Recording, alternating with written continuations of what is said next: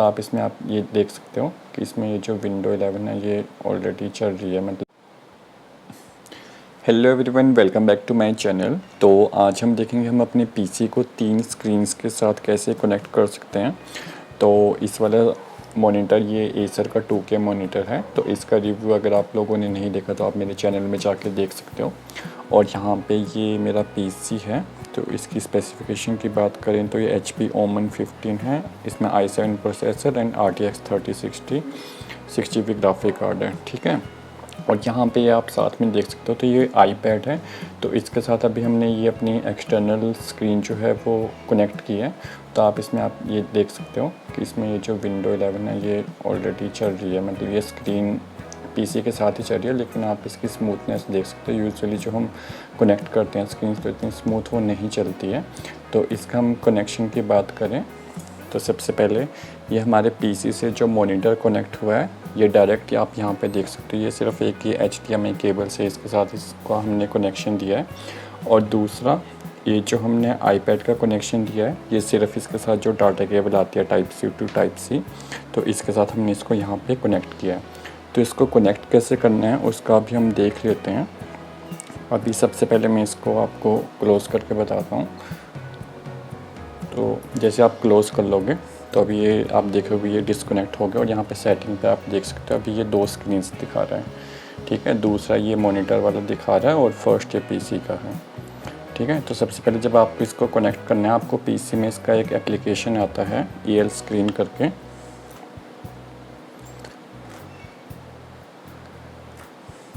ठीक है, तो ये इसका एप्लीकेशन है EL स्क्रीन हब। ठीक है, EL डिस्प्ले हब ये आप एक बार इंस्टॉल कर लोगे इनके वेबसाइट में जाके। तो यहाँ पे ये वाईफाई कनेक्शन के साथ कनेक्टेड है और साथ ही में आईपैड में ये एप्लीकेशन आती है इजी कैनवस करके। तो जैसे आप इसको ओपन करोगे तो आपकी डाटा केबल जो है वो कनेक्ट होनी चाहिए। तो ये थोड़ी देर कनेक्शन का वेट करेगा यहाँ पे।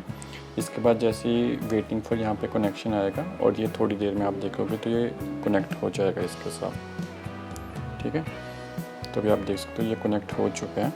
तो यहाँ पे इसकी ये कुछ सेटिंग्स आती है। ये डिस्प्ले आ रहा है डिस्प्ले 24, इसका रेजोल्यूशन आ रहा है 2360 और एस्पेक्ट रेशो आप यहाँ से चेंज कर सकते हो, परफॉर्मेंस मोड भी चेंज कर सकते हो। अब आप जैसे इसका राइट क्लिक करोगे डिस्प्ले सेटिंग पे जाओगे, अब आप इस यहाँ पे 3 स्क्रीन्स आपको देखने के लिए मिलेगी। ठीक है, ये दूसरा तो मॉनिटर का हो गया क्योंकि ये 2K मॉनिटर है। तो यहाँ पे इसका रेजोल्यूशन 2560 1440। ठीक है, ये मैक्सिमम रेजोल्यूशन आ रहा है इसका यहाँ पे। इसके बाद आईपैड की बात करें तो आईपैड का स्क्रीन का रेजोल्यूशन भी 2K होता है। तो यहाँ पे ये 2K का रेजोल्यूशन आ रहा है। रिकमेंडेड इस पर इतना दिखा रहा है, लेकिन आप इतना भी रख सकते हो। रिकमेंडेड में ऐसा होगा कि आपको थोड़ा सा जूम होकर दिखेगा। मान लो अगर कोई एप्लीकेशन आप यूज़ कर रहे हो तो उसमें अगर आपको आइकन्स काफ़ी छोटे दिखाई दे रहे हैं तो अगर आप इस पर रखते हो तो भी उस पर आइकन्स आपको काफ़ी बड़े बड़े दिखाई देंगे। ठीक है, अभी जैसे मैं इसमें बात करूँ, जैसे आप एक ही माउस यूज़ कर सकते हो तीनों के लिए। जैसे आप यहाँ से राइट स्क्रीन से राइट को करोगे तो ये इस वाली स्क्रीन में चला जाएगा कर्सर, और इससे राइट करते रहोगे तो ये यहाँ पे आ जाएगा। ठीक है, यहाँ पे भी आप ये राइट क्लिक। और यहाँ पे डिस्प्ले सेटिंग्स की बात करूँ तो मुझे काफ़ी कुछ लोगों के कमेंट्स आए थे कि उनके यहाँ पे वो जो ये मॉनिटर है एसर का वो फुल रेजोल्यूशन, मतलब ये जो 2K रेजोल्यूशन है इसका फुल वो नहीं दिखा रहा है। ठीक है, तो होता क्या है, मैं सबसे पहले यहाँ पे कुछ सेटिंग्स की बात कर लेता हूँ। ये जो फर्स्ट डिस्प्ले है ये मेरा पीसी का डिस्प्ले है। ठीक है, तो पीसी का डिस्प्ले पे सिर्फ फुल HD है। ठीक है, क्योंकि ये इसका मैक्सिमम रेजोल्यूशन है। एडवांस डिस्प्ले पे जाओगे, रिफ्रेश रेट 144 हर्ट्ज है। ठीक है, यहाँ पे आप देख सकते हो, जब भी आप देखोगे यहाँ पे आपको तीनों डिस्प्ले देखने के लिए मिलेगा। तो डिस्प्ले 1 का जो मैक्सिमम ये जो रिफ्रेश रेट सपोर्ट करता है वो 144 है। आप इसको 60 पे भी रख सकते हो। ठीक है, बट ये डायनेमिक होता है, आप ये मतलब अपने हिसाब से एडजस्ट करते हैं। गेमिंग पे भी आपको ऑप्शन मिलता है चेंज करने का, बट इसको आपको मैक्सिमम पे ही रखना चाहिए। उसके बाद ये अपने वर्क के अकॉर्डिंग अपनी एप्लीकेशन के अकॉर्डिंग खुद एडजस्ट करते हैं। ठीक है, यहाँ पे सेकंड पे जाते हो तो सेकंड पे यहाँ पे कुछ लोगों को सिर्फ HD तक ही मिलेगा। ठीक है, यूजुअली ये इशू जब आता है जब अगर आपके पास या तो पुराना लैपटॉप हो या तो फिर आपके HDMI केबल में कुछ दिक्कत हो तब, क्योंकि मैंने अपने पुराने लैपटॉप के साथ ट्राई किया था तो उसका HD रेजोल्यूशन था, तो वहाँ पे HD मतलब आप अपने मॉडल्स के साथ भी चेक कर सकते हो, क्योंकि HD मॉडल के साथ मैंने ऐसा देखा कि HD मॉडल आप लगाओगे तो HD मॉडल से आपको 2K पे आउटपुट नहीं मिलेगा, ठीक है। HD से लगाओगे तो आपको मैक्सिमम रेजोल्यूशन फुल HD तक ही मिलेगा। ऐसा नहीं है कि आपने HD का लैपटॉप ले लिया और फिर आप चाह रहे हो कि आप 2K 4K पे वो कन्वर्ट करके दे देगा, तो उतना शायद नहीं हो पाएगा, क्योंकि जो पुराने लैपटॉप्स रहते हैं उसमें HDMI का भी उतना सपोर्ट नहीं रहता है। बेशक इसमें HDMI 2 है, लेकिन वो HDMI 1 या 1.2 मैक्सिमम 1.4 तक ही सपोर्ट कर पाएगा। वैसे 1.4 भी 4K तक सपोर्ट करता है, लेकिन वो इशू रहता है कि अगर आपके स्क्रीन का जो PC का लैपटॉप का रेजोल्यूशन है वो HD है, मतलब फुल HD से कम है, तो वो मैक्सिमम 2K पे नहीं जा पाएगा, ठीक है। यहाँ पे एडवांस पे जाओगे, ठीक है, ये है मॉनिटर का, तो ये भी 75 पे भी रख सकते हो, 60 पे भी रख सकते हो, मैक्सिमम 100 हर्ट्स है। ये जो एसर का जो मॉनिटर है मैं इसकी बात कर रहा हूँ, ठीक है, इसका 100 हर्ट्स पे ये मैक्सिमम सपोर्ट करता है रिफ्रेश रेट, ठीक है। इसके बाद थर्ड की बात करते हैं, तो थर्ड ये आईपैड है। आईपैड भी 2K रेजोल्यूशन पे चलता है, तो वो 2K रेजोल्यूशन मैक्सिमम में इतना मिल जाएगा, आप चेंज कर सकते हो इसको रेकमेंडेड पे, लेकिन आप फुल इस पे रख सकते हो, ठीक है। इसके एडवांस डिस्प्ले पे बात करें तो ये 120 हर्ट्ज जो है वो सपोर्ट करता है, ठीक है। वन था ये 144 था, सेकंड था ये 100 था, और ये थर्ड था ये 120 था, ठीक है। तो आप जो डिवाइस कनेक्ट कर रहे हो उसका रेजोल्यूशन अलग होगा, रिफ्रेश रेट अलग होगा, लेकिन जब आप काम करोगे आप उसको मैक्सिमम पे ही रखोगे, ताकि अगर फॉर एग्जांपल मैंने यहाँ पे आईपैड में अगर कम रखा है तो वहाँ पे अगर मैं कोई एप्लीकेशन ओपन कर रहा हूँ, उसकी ओपनिंग और बेसिकली जो भी मूवमेंट होती है कर्सर की, तो वो स्मूथ नहीं होगी अगर आप उसको कम उस पर रिफ्रेश रेट पे रखोगे, ठीक है। तो ये वाली सेटिंग थी, ये आपको देखना पड़ेगा। दूसरा ये HDR वाला ऑप्शन, ये भी जैसे अभी 2 पे यहाँ पे 2 पे जाते हो तो HDR का ऑप्शन ऑन के लिए आता है ये, ठीक है। 1 पे जाओगे HDR का ऑप्शन नहीं आ रहा, क्योंकि ये जो PC है, PC HDR सपोर्ट नहीं करता है, लेकिन एक्सटर्नल मॉनिटर HDR सपोर्ट करता है। तो आप यूट्यूब में यहाँ से ऑन करोगे, वहाँ से जो मैंने लास्ट वीडियो पे बताया था, ठीक है, मॉनिटर की भी सेटिंग होती है, उसमें भी आपका HDR ऑन करना पड़ेगा, और यहाँ से यूज़ HDR ये भी ऑन करना पड़ेगा, तभी आपको यूट्यूब की वीडियोस में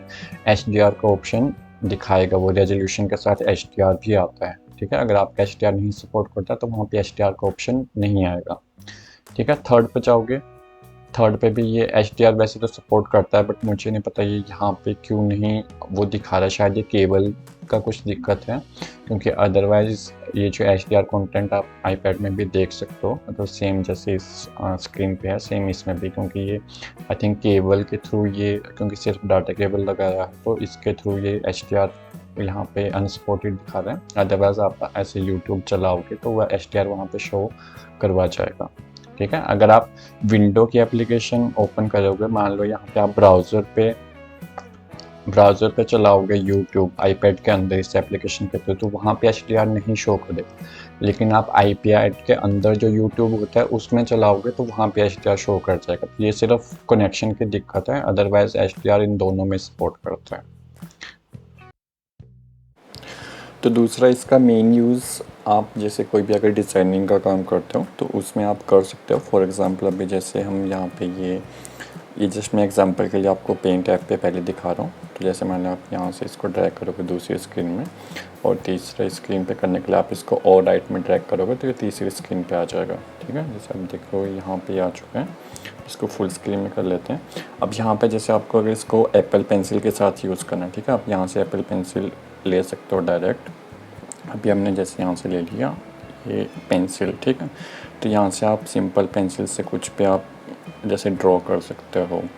जैसे अब आप टच स्क्रीन का पूरा आप माउस के साथ भी कर सकते हो, बट माउस के साथ जैसे आप ये ब्रशेज़ या कुछ चीज़ें यूज़ कर रहे हो तो इसमें थोड़ी सी दिक्कत आती है, तो उसके लिए आपको एप्पल पेंसिल यूज़ करना पड़ती है। जैसे आप कोई शेप बना रहे हो, ठीक है, तो टच स्क्रीन में ये होता है आपका काम थोड़ा सा फास्ट हो जाता है।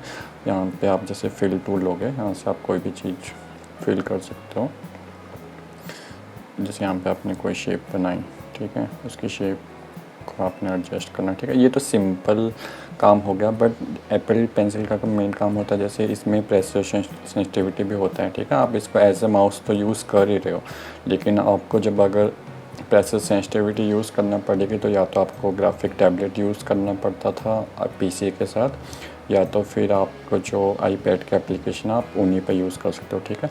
अभी जैसे मेन सॉफ्टवेयर होता है इस पर फ़ोटोशॉप, ठीक है, तो हम इसको कर देंगे यहाँ पे मिनिमाइज़।